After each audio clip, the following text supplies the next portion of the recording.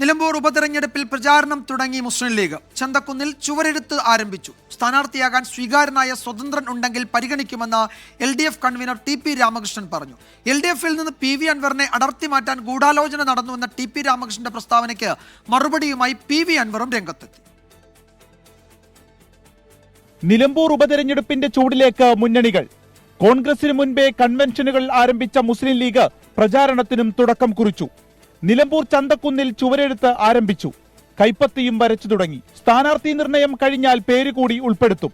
സ്ഥാനാർത്ഥി നിർണയത്തിൽ തർക്കവും പ്രശ്നവുമില്ലെന്ന് ഇടതുമുന്നണി കൺവീനർ TP രാമകൃഷ്ണൻ. LDFിനകത്ത് സ്ഥാനാർത്ഥികളെ നിർണ്ണയിക്കുന്നതിന് സാധാരണ നില ഒരു പ്രയാസമില്ല. അതിന്റെ മേലെ തർക്കങ്ങളോ പ്രശ്നങ്ങളോ LDFിനകത്ത് വരുന്നില്ല. CPMന്റെ അനുവദിച്ച സീറ്റായതുകൊണ്ട് ഞങ്ങളെ പാർട്ടി ചിഹ്നത്തിൽ മാത്രം മത്സരിച്ചോളണമെന്നില്ല. ഞങ്ങൾക്ക് സ്വീകാര്യനായ സ്വതന്ത്രനുണ്ടെങ്കിൽ ആ സ്വതന്ത്രനെ ഞങ്ങൾ പരിഗണിക്കും.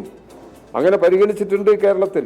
UDFിൽ സ്ഥാനാർത്ഥിയാകാൻ പറ്റാത്ത ആരെങ്കിലും ഉണ്ടോ എന്നറിയാൻ കാത്തിരിക്കുകയാണ് ഇടതുപക്ഷമെന്ന് പ്രതിപക്ഷ നേതാവ് VD സതീശന്റെ പരിഹാസം.